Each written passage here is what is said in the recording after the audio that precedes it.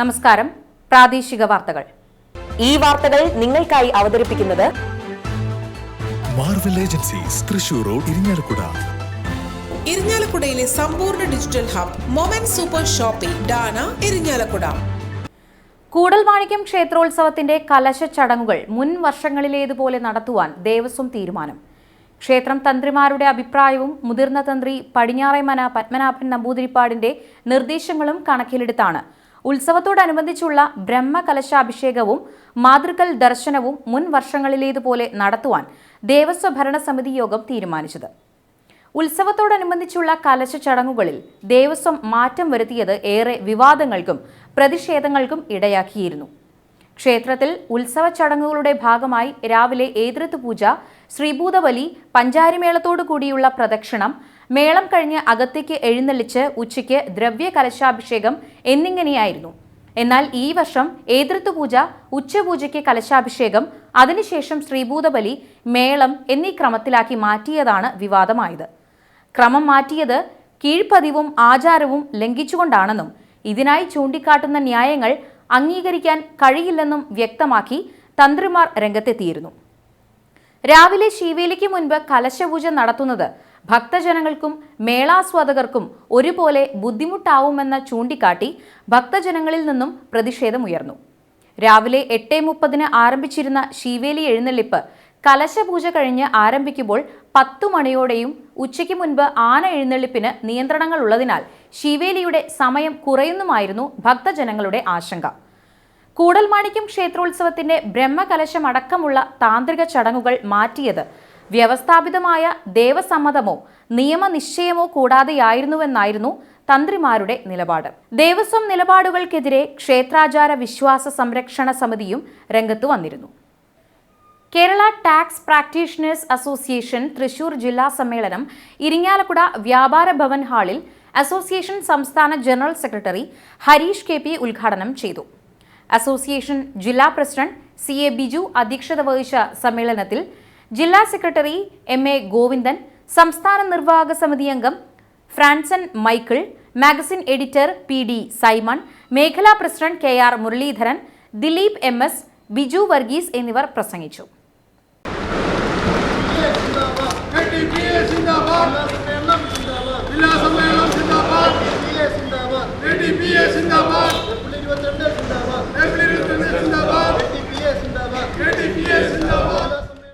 Chartered tax practitioner course നമുക്കറിയാം. ഇന്ന് CTPMI സഹകരിച്ചുകൊണ്ട് ഒരു ചാർട്ടേഡ് ടാക്സ് പ്രാക്ടീഷണർ കോഴ്സ് ദേശീയതലത്തിൽ നമ്മളുടെ കേരളത്തിലെ 100ഓളം അംഗങ്ങൾ ഈ കോഴ്സ് പാസ്സായിട്ടുണ്ട്. ഇനിയും അതിൻ്റെ എക്സാമൊക്കെ ക്ഷണിക്കും. കാരണം നമുക്കത് ഒരു ക്വാളിഫിക്കേഷൻ, എക്സ്ട്രാ ക്വാളിഫിക്കേഷൻ കിട്ടുമെന്ന് മാത്രം കരുതിയാൽ പ്രത്യേക ബെനിഫിറ്റ് ഇപ്പം നമുക്ക് CTPR എന്ന് പേര് കിട്ടുന്ന ഒപ്പം തന്നെ നമുക്ക് ദേശീയതലത്തിലും അതും ഞാൻ സൂചിപ്പിക്കാം, ദേശീയതലത്തിൽ ഇപ്പോൾ ഒരു ഫോറം നമ്മളുടെ KTP എന്ന സംഘടനയ്ക്ക് മാത്രം ഇപ്പോൾ നമുക്ക് GSTയുമായി ബന്ധപ്പെട്ട് ഒരു കേന്ദ്ര ഗവൺമെൻറ് മുമ്പിലോ GST കൗൺസിലിന് മുമ്പിലോ ഒരു കൃത്യമായ കാര്യങ്ങൾ ചെയ്യുവാൻ കഴിയുന്നില്ല എന്ന് നമുക്ക് എല്ലാവർക്കും ബോധ്യമുള്ള കാര്യമാണ്. അത് പരിഹരിക്കുന്നതിന് വേണ്ടി നമ്മൾ ദേശീയതലത്തിലുള്ള ഒരു ഫോറം രൂപീകരിക്കണമെന്ന് കഴിഞ്ഞ സംസ്ഥാന സമ്മേളനത്തിൽ ചർച്ച വന്നിരുന്നു. അതിൻ്റെ ഭാഗമായി ഇപ്പോൾ ദേശീയതലത്തിൽ ഒരു ഫോറം രൂപീകൃതമായിട്ടുണ്ട്. Federation of tax practitioners of India എന്നാണ് അതിൻ്റെ പേര്. അതിൻ്റെ വൈസ് പ്രസിഡന്റായി നമ്മുടെ സംസ്ഥാന പ്രസിഡന്റ് തെരഞ്ഞെടുക്കപ്പെട്ടിട്ടുണ്ട്. അതിൻ്റെ മീറ്റിംഗ് കഴിഞ്ഞ മാസം ഗോവയിൽ നടന്നിരുന്നു. ഞാനും സംസ്ഥാന പ്രസിഡന്റും ആ മീറ്റിംഗിൽ പങ്കെടുത്തിരുന്നു. വളരെ നല്ല കാഴ്ചപ്പാടോടുകൂടി നമ്മളുടെ വിഷയങ്ങളെല്ലാം ഫൈനാൻസ് മിനിസ്റ്ററുടെയും പ്രൈം മിനിസ്റ്ററുടെയും GST കൗൺസിലിൻ്റെയും എല്ലാം മുന്നിൽ ഉന്നയിക്കുന്നതിന് വേണ്ടി നമുക്കൊരു സഹായകരമായി മാറും ആ ഫോറം എന്ന കാര്യത്തിലും യാതൊരു സംശയവുമില്ല.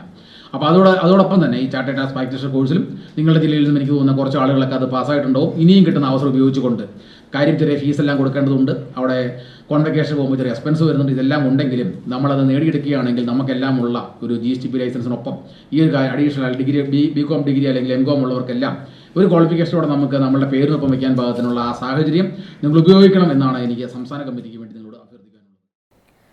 കാറളം വീട്ടിലെ ലൈബ്രറി 2026 സാഹിത്യ ലൈബ്രറി പുരസ്കാരങ്ങൾ ഉന്നത വിദ്യാഭ്യാസ സാമൂഹ്യനീതി വകുപ്പ് മന്ത്രി ഡോക്ടർ R ബിന്ദു സമ്മാനിച്ചു. റഷീദ് കാറളം അധ്യക്ഷത വഹിച്ച യോഗത്തിൽ Akashvani programme coordinator Anju P Arjunan, Divya Bose, Ashwini, TM Sana എന്നിവർ പ്രസംഗിച്ചു.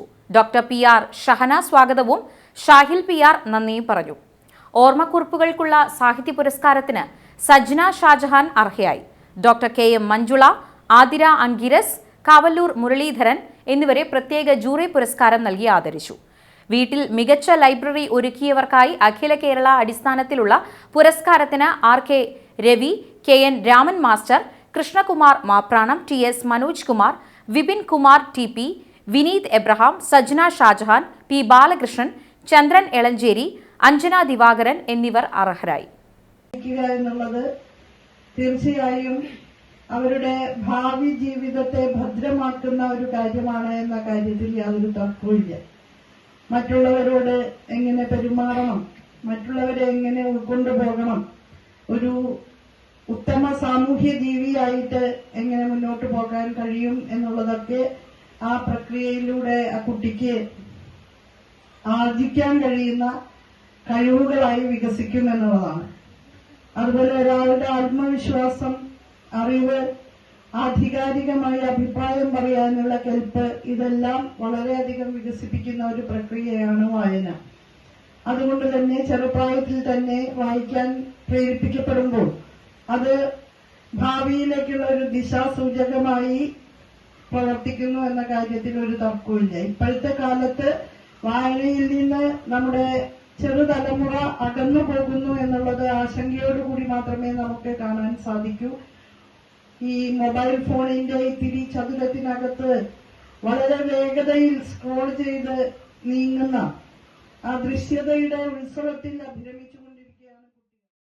അവിട്ടത്തൂർ നവീകരണ കലശത്തിലെ 10ാം ദിവസമായ വ്യാഴാഴ്ച പ്രതിഷ്ഠാ ചടങ്ങുകൾ നടന്നു.